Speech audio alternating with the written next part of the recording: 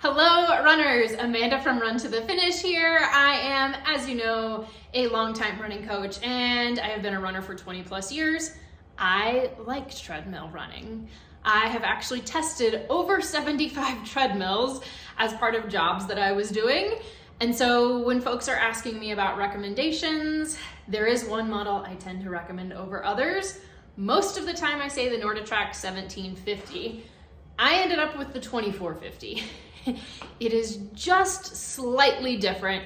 So I wanted to give you an overall review of the machine. Again, I will have a link down below that actually compares the 2450 to the 1750. These are the newer models that are out, which are different from the older versions. So I used to have a 2950, which is very old school. So that had more of this flat panel, not touch screen, all that kind of good stuff. So let's dive in. A recent update that I'm actually really excited about, and oddly enough got an email from one of you about, was asking if you should turn off your screen.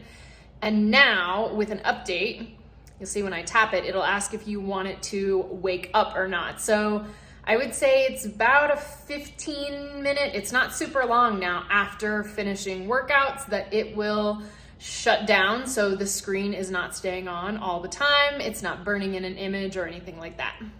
Once you tap it to wake up, it can take a little bit, mostly I'm guessing because it is connecting to the internet and trying to pull down any accounts that you have created. So because my husband is actually doing and following programs, I wanted to set up a specific account for him so that when he logs in, we'll open up the dashboard and pull up like your next workout. So if you are doing something in a series, this is actually a big improvement from almost any of the platforms that I've seen. Most of the time people are just kind of picking random workouts and jumping around.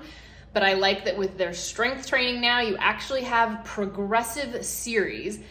That's where you're gonna see progress. He has been doing a lot of runs, hikes, and walks in different places all over the world. There are also a lot of series and challenges for that too. Just to give you a feel, I am about 5'8". And so this is with the camera a little below eye level. If it's at eye level, then yes, I can easily see over this very large screen to watch my TV because that's what I tend to do. On screen, as noted, you've got the current series. It'll give you a recap of things that you've done recently. If you don't want to use any of this, what I am doing 90% of the time is manual start. I'm a running coach. I create my own workouts. I know exactly what I want to do. So manual start is the feature for me that I am using, but they do have really great pre-programmed. And the thing about their programmed ones is it will automate raising and lowering the incline for you, which is cool. It will also adjust the speed. That piece I feel like can be a little glitchy because certain parts of it can feel too slow for you, but if you speed up the slow part, then it will also by an equal measure increase the fast part, and then that can be too hard. So you may have to play a little bit with that or just accept whatever the workout is for that day. Another thing that I liked was under appearance. So I actually use it in dark mode because if you have it in light mode, for me, the screen is just super duper bright the whole time that I'm using it, and I kind of feel like I'm going blind. So that's a personal preference. I love though that that is a setting option now. I am really big on heart rate training, so I like that I can pair my chest strap. You can use your arm strap, and then that data is actually going to show up on the screen. Right now, it's not pulling it up because I'm not wearing it. You need to be wearing your chest strap. And then with Polar, I found that I need to open the Polar app once to get it to connect. So every workout will begin, if you're doing manual, warm up, and then I just hit in warm up, then it will restart your timer. So if you go through that 3 minutes, it's not then going to count it in your full. In terms of data screens, this is the basic option. You can tap things to change, but I prefer hitting the little plus and getting this screen. You're seeing a lot more data all at one time. If you've got your heart rate monitor down here, pace, speed, incline, The belt is a little more narrow than the 2450 that I used to have, but still plenty of space and really good length. So again, I'm about 5'9" and I have plenty of room for my legs, no worry about that. I do like the incline and decline on this. Overall, the machine takes up less space than previous models. Like I said, I had the 2450 before and it took up that entire mat.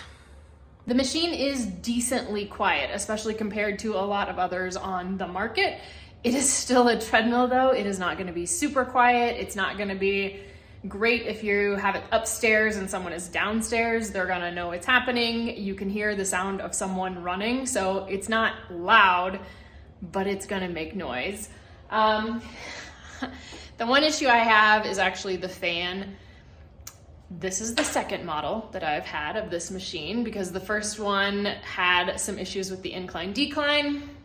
They came out, tried to repair it. They were very good about that. Couldn't get it working, so they sent a second machine. Second machine, the fan is so loud. It was perfectly quiet and worked great on the first one. So try their customer service. I found them to be really helpful. Other people have not always had that same experience, but I think when you are buying direct from them, which is what I recommend, I've always had good luck. We have also purchased, words escape me. We have also purchased adjustable dumbbells through the Nordictrack customer service, and we had a little movement issue with one of those. Again, I thought they were very helpful. Right, a little overdue from when I promised this, but that was my quick to the point review, which I hoped gave you some ideas of just being able to actually see the machine and what's happening with it. If you have other questions, drop them below. As always, if there's anything else you want to know about, I'm doing tons of reviews over on the website as well, and there's a lot more details about this treadmill too.